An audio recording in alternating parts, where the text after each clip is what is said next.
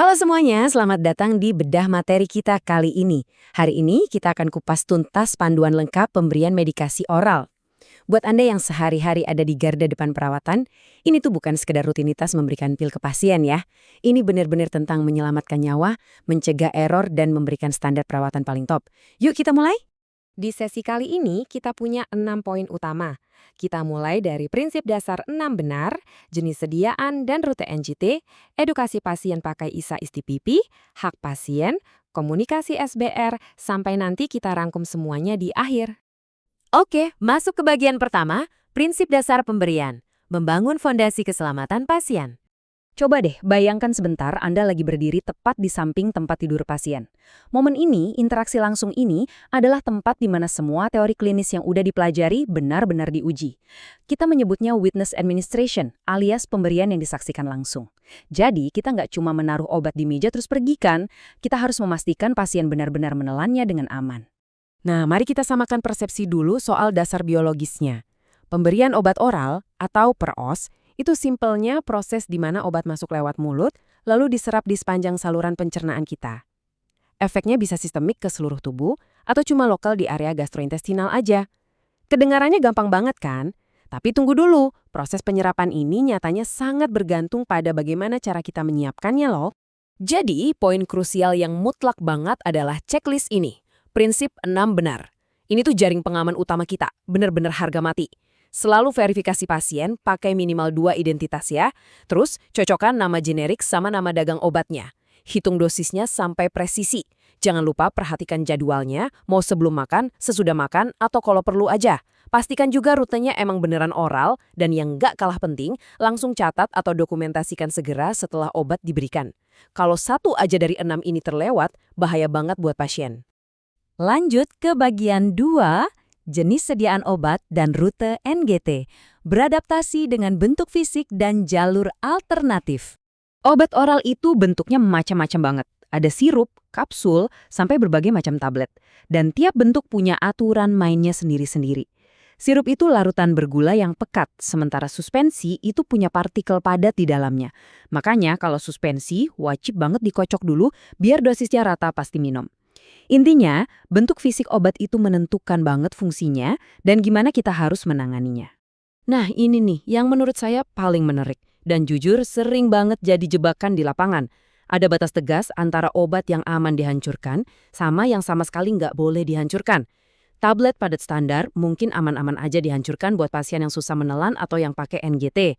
Tapi awas, perhatikan peringatan keras ini. Tablet salut enterik itu sengaja didesain supaya nggak hancur di lambung buat melindungi lambung itu sendiri.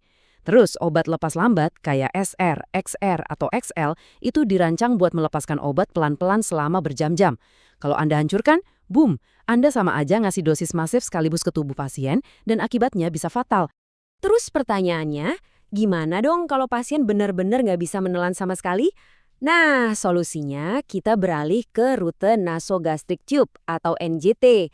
Tapi harus selalu diingat, ini adalah jalur alternatif dengan risiko tinggi loh.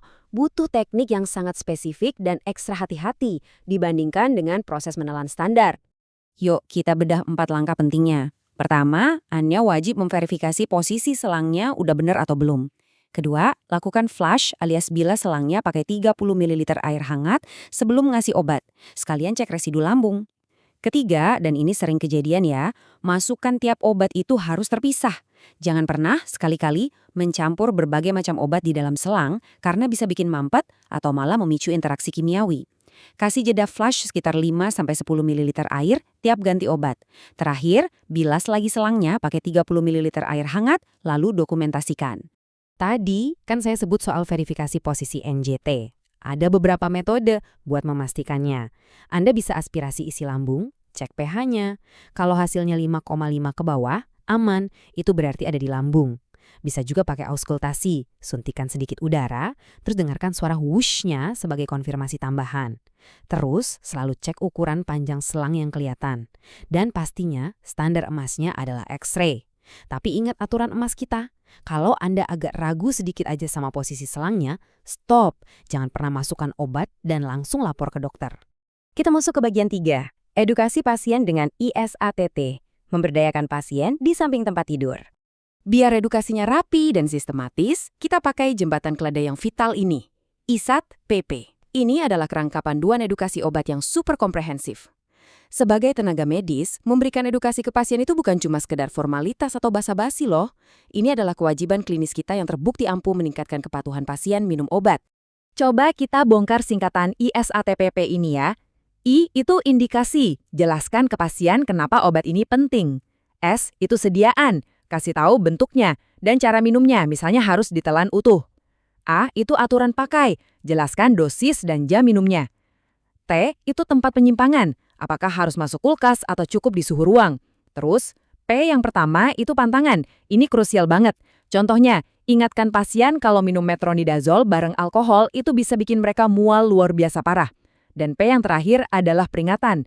Edukasi mereka tentang red flags atau tanda bahaya apa saja yang harus buru-buru dilaporkan ke kita. Bagian 4. Hak pasien dan pelaporan insiden, menavigasi penolakan dan kesalahan.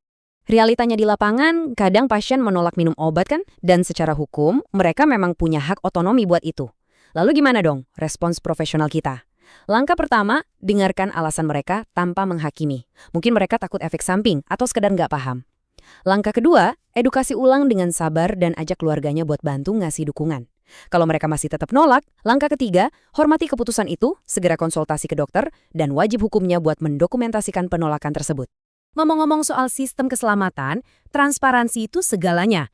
Kita punya batas waktu pelaporan yang super ketat. Kalau sampai terjadi insiden sentinel atau kejadian tidak diharapkan yang bikin pasien cedera, Anda wajib lapor dalam 1x24 jam. Nggak bisa ditunda. Nah, kalau kasusnya near miss alias kejadian nyaris cedera, di mana Anda berhasil menangkap kesalahan tepat sebelum obatnya diminum, laporkan maksimal 2x24 jam. Ingat ya, jangan pernah menyembunyikan error. Justru laporan kitalah yang bakal membantu memperbaiki sistem supaya kejadian serupa nggak terulang. Masuk ke bagian 5. Komunikasi SBR dan dokumentasi. Jaring pengaman profesional. Nah, buat urusan komunikasi yang krusial antar profesi, andalan kita adalah SBR. Ini bahasa universal kita di rumah sakit yang ampuh banget buat memotong kebingungan pas kita lagi di situasi genting. Singkatannya, Situation, Background, Assessment, dan Recommendation. SBR memastikan pelaporan kita itu tajam, terstruktur, dan langsung fokus ke solusi. Biar lebih kebayang, kita dengerin skenario nyatanya ya. Kira-kira begini. Selamat pagi dokter, saya Nars Budi, melaporkan Tuan Ahmad, 58 tahun, pasien DM tipe 2. Pasien mengalami mual berat dan menolak minum metformin 500 mg sejak tadi pagi. Nah, kalimat barusan itu adalah contoh bagian situation. Jelas banget kan, padat, dan dokter langsung paham apa masalah utamanya, cuma dalam hitungan detik. Dan ini luar biasa penting. Setiap laporan SBR yang Anda lakukan, termasuk setiap edukasi teachback, di mana pasien mengulangi instruksi Anda buat membuktikan mereka paham, itu wajib didokumentasikan dengan cermat. Anda pasti ingat pepatah lama keperawatan ini, jika tidak didokumentasikan, berarti tidak pernah dilakukan. Dokumentasi yang rapi itu kunci untuk memastikan asuhan tetap berkesinambungan pas ganti shift. Akhirnya kita sampai di bagian 6, ringkasan keselamatan pasien utama. Waktunya kita merangkai seluruh protokol klinis ini. Kalau kita lihat dari peta visual ini, semuanya menyatu dengan sempurna. Mulai dari penerapan ketat 6 benar, memastikan apakah bentuk sediaannya boleh dihancurkan atau perlu dikocok, menjalankan protokol aman buat rute NJT, sampai ke penerapan kerangka edukasi ISATPP dan komunikasi tajam SBAR. Boleh dibilang, semua ini adalah senjata utama Anda di lapangan setiap harinya. Pada akhirnya, keselamatan pasien itu bukan kerjaan satu orang aja, tapi benar-benar kolaborasi lintas profesi. Memberikan obat yang aman itu jauh lebih besar dari sekedar rutinitas teknis. Ini soal komunikasi yang baik, memberikan edukasi yang jelas, dan pastinya kepedulian tulus dari kita. Jadi, pertanyaan saya buat Anda sekarang, gimana Anda akan menerapkan alat-alat kayak 6 benar, ISATPP, dan SBERB di shift Anda berikutnya buat memastikan tindakan Anda mencegah lolosnya kesalahan medis? Teruslah belajar, tetap waspada, dan makasih banyak udah ngikutin bedal materi kita kali ini.